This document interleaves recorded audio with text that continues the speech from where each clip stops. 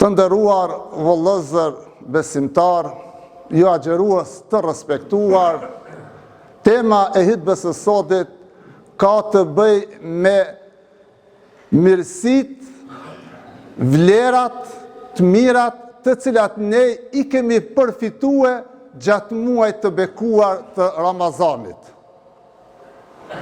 Nuk ka dyshim se Allah në Kur'an tha kështu: Wallahu akhrajakum min butuni ummahatikum la ta'lamuna shay'a.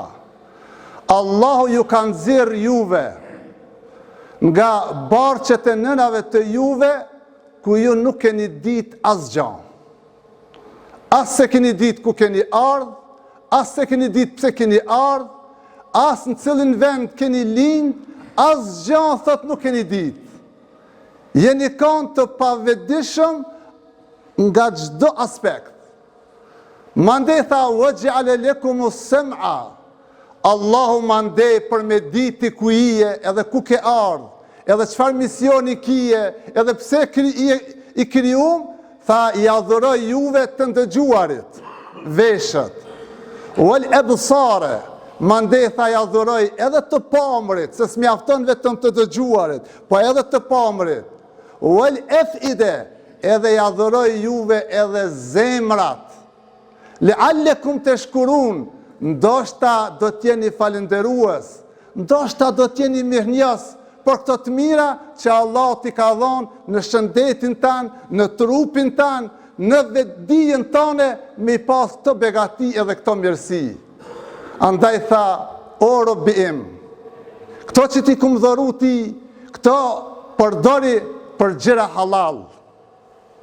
Përdori për gjona që japin kontribut, përdori për gjona që ndihmojnë familjen, ndihmojnë shoqërien, për gjona të cilet arrin prosperitet, për parim edhe ecin për para, dhe mos i përdor atje ku ti të urdhëron shejtani apo djalli, qoftë në çështje të amoralitetit, qoftë në vjedhje, qoftë në konflikte të ndryshme, gjona të ulta dhe të këqija, tha se këto janë dhurata më e çmueshme që e ka njeriu në këtë botë.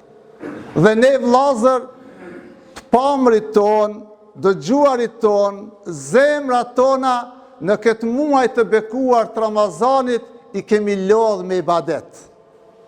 I kemi lodh me përkujtim të Allahut fuqiplot.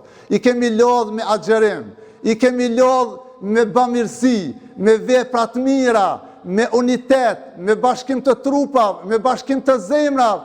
Krejta këto vllazër kanë një çmim të madh në këtë muaj të bekuar, që ne edhe të pamrit ton, edhe të dëgjuarit ton, edhe shëndetin, edhe trupin, krejta këto i kemi shfrytzuar në halal, edhe i kemi shfrytzuar në vepra dhe punë të mira.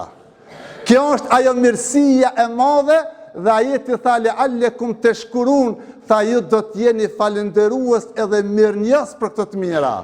Po është interesant edhe ajetin e agjerimit, kur i përmend Allahu xhaleshanu thot le'allekum tashkurun, ndoshta do t'jeni falënderues edhe mirënjohës në përfundim të ajetit. Pse?